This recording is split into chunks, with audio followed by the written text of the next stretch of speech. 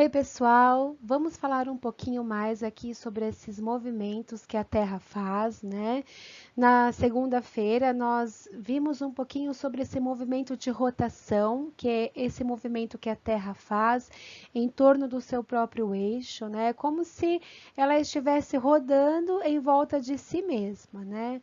E aí, o tempo que ela leva para fazer esse movimento de rotação que a partir desse movimento que ela faz, né, que nós percebemos aí a existência dos dias e das noites, né, esse tempo que ela leva para fazer esse giro é de 24 horas, né, então esse giro é muito importante, porque se não houvesse esse movimento, haveria apenas dias em um lado do planeta, né, que seria extremamente quente, e apenas noite do outro lado, que seria extremamente frio.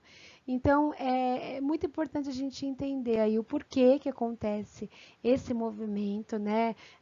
A importância, né, de nós termos essas variações do dia e da noite, perceber as diferenças e fuso horário entre um lugar e outro. É interessante também a gente entender essa questão do horário entre um país e o outro, né? É muito interessante a gente pensar, nossa, como que a gente está aqui no Brasil agora e tomando um café, em outro lugar as pessoas já estão dormindo, né? Ou a gente está aqui num tempo de calor, né? Num tempo gostoso, e em outro lugar está frio, tá nevando.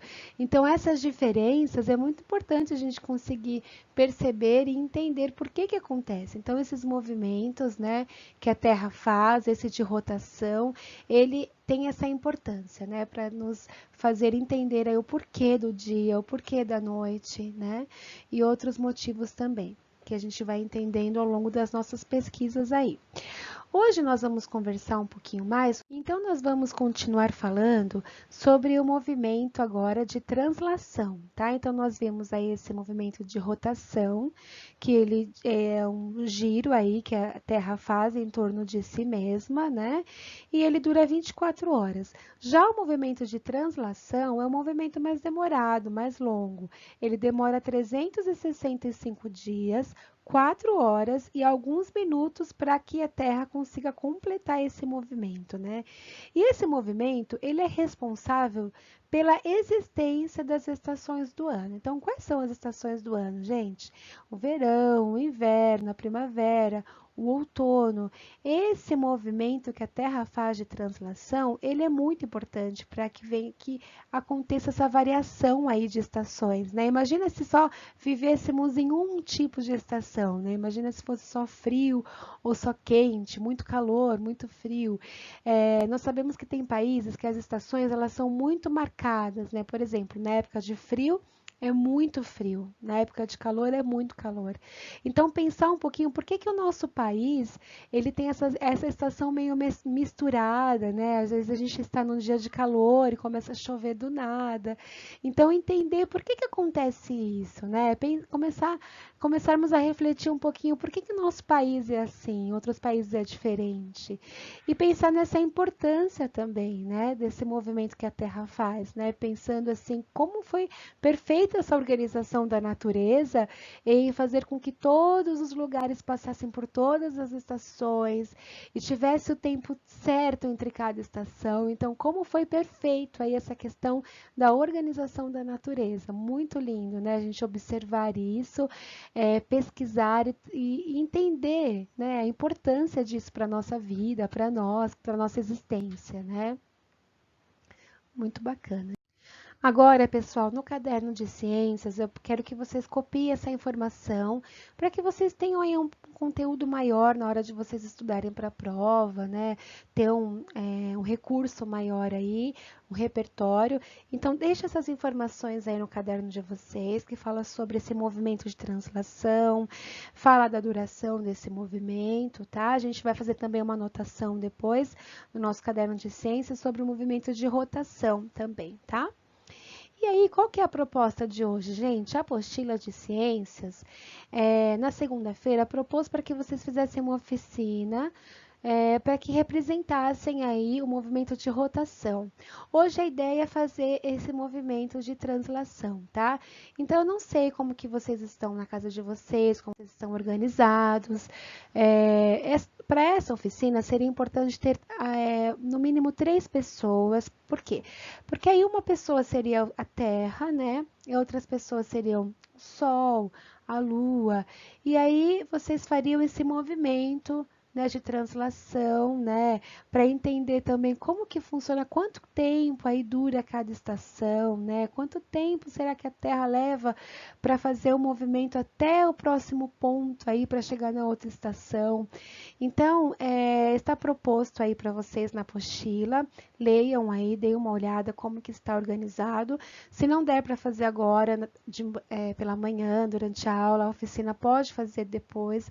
O bacana é vocês tentarem fazer essa oficina e mandarem uma foto, tá? Pra gente compartilhar no grupo para ver como que ficou legal, tá bom?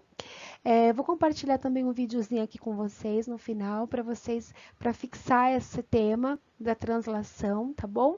E aí, quero também que vocês registrem, anotem as descobertas que vocês fizeram na página 113. Para quem conseguir fazer a oficina, vai ser mais fácil registrar. Quem tiver alguma dificuldade de colocar os registros, pode me perguntar, pode falar comigo. E na próxima aula também a gente vai fazer uma correção coletiva, vai compartilhar ideias, então não tem problema. Fiquem tranquilos que a gente vai retomar essa questão das anotações dos registros, tá? Um beijo, pessoal, e a gente se vê na próxima aula. Tchau! A rotação da Terra em torno do próprio eixo se combina com o movimento de translação em torno do Sol, descrevendo uma elipse, que é quase uma circunferência no período de um ano. Em 24 horas, a Terra completa o movimento de rotação ao redor do próprio eixo, que é inclinado em relação ao plano da elipse, formando em qualquer dia do ano um ângulo de aproximadamente 23 graus e 27 minutos, com a direção perpendicular ao plano. Essa inclinação tem consequências que diferenciam ainda mais os diversos lugares deste nosso grande planeta azul. Veja só, as estações do ano ocorrem em épocas diferentes no hemisfério norte e no hemisfério sul. A inclinação do eixo de rotação da Terra, juntamente com o movimento realizado em volta do Sol, faz com que em cada localidade a incidência dos raios solares varie ao longo do ano. O hemisfério sul recebe a maior quantidade de luz solar quando a Terra está nesta posição. Isto ocorre em torno de 21 de dezembro e marca o início do verão. Em oposição, neste mesmo momento, no hemisfério norte, temos a menor quantidade de luz e o início do inverno. Quando a Terra está na posição oposta, é o hemisfério norte que recebe a maior quantidade de luz. Temos então o início do verão no hemisfério norte e o início do inverno no hemisfério sul. Isso acontece aproximadamente no dia 21 de junho. O início do outono e o início da primavera correspondem a outros 2 momentos do movimento de translação. Quando a Terra está em cada uma dessas 2 posições em que o hemisfério sul e o hemisfério norte ficam igualmente iluminados. O outono e a primavera também ocorrem de forma alternada nos hemisférios norte e sul, nos meses de março e setembro. A gente pode considerar que a trajetória descrita por uma localidade durante as 24 horas que a Terra leva para fazer uma rotação ao redor do próprio eixo é aproximadamente uma circunferência, e essa circunferência está em um plano paralelo ao Equador, determinado pela latitude dessa localidade. No dia em que se inicia o nosso verão, o hemisfério sul fica mais voltado para o Sol, e mais da metade da circunferência que uma localidade descreve é iluminada. É isso que faz com que o dia seja mais longo que a noite. Essa diferença é tão maior quanto maior for a latitude sul da cidade.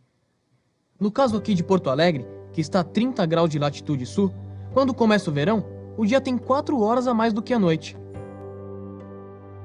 Por outro lado, nesse mesmo dia, à medida que a latitude sul diminui, vão diminuindo as horas de sol, até que no Equador, o dia e a noite têm o mesmo tamanho.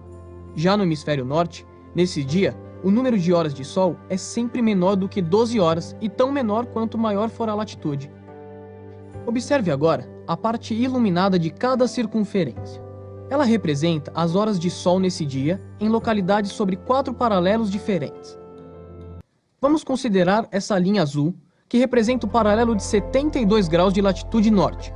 A ilha de Vitória, no Canadá, que fica sobre esse paralelo, não vê a luz do sol no dia 21 de dezembro, e também em outros dias.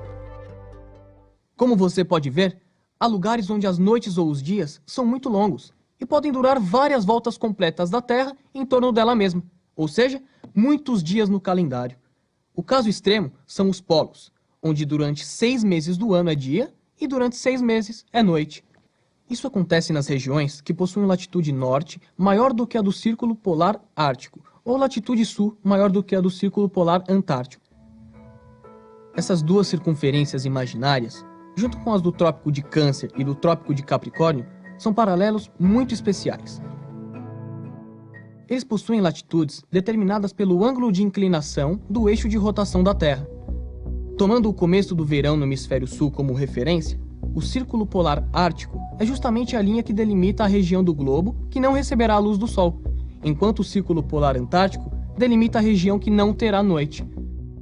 As latitudes dos círculos polares são dadas pelo complementar do ângulo de inclinação da Terra, ou seja, 66 graus e 33 minutos. E as latitudes norte ou sul dos dois trópicos têm o mesmo ângulo da inclinação do eixo da Terra, ou seja, 23 graus e 27 minutos. A direção de incidência do Sol em cada dia do ano determina o paralelo que recebe nesse dia o Sol a pino no meio-dia solar. Mas o Sol a pino em algum dia do ano só acontece entre o Trópico de Capricórnio e o Trópico de Câncer. Nas localidades do hemisfério sul, o dia mais longo do ano é em torno de 21 de dezembro. É o chamado solstício de verão. A partir daí, a duração do dia vai diminuindo e a da noite aumentando, conforme a Terra realiza seu movimento de translação, até que as durações do dia e da noite ficam iguais em qualquer lugar do planeta. Depois disso, os dias são mais curtos do que as noites e continuam diminuindo até o início do inverno, aproximadamente dia 21 de junho, quando ocorre a noite mais longa no hemisfério sul, que é o solstício de inverno. A partir daí, os dias recomeçam a ficar mais longos, até o equinócio de primavera, aproximadamente 23 de setembro, que é quando o dia tem a mesma duração da noite. Depois, no hemisfério sul, os dias vão ficando cada vez mais longos do que as noites, até atingir a duração máxima, por volta de 21 de dezembro, com a chegada do verão. Nesse ponto, se fecha o ciclo. Quanto maior for a latitude norte ou sul, maior será a variação da duração dos dias e noites ao longo do ano. Macapá é uma cidade que está praticamente sobre o Equador. Por isso, é que aí os dias e as noites têm a mesma duração o ano todo.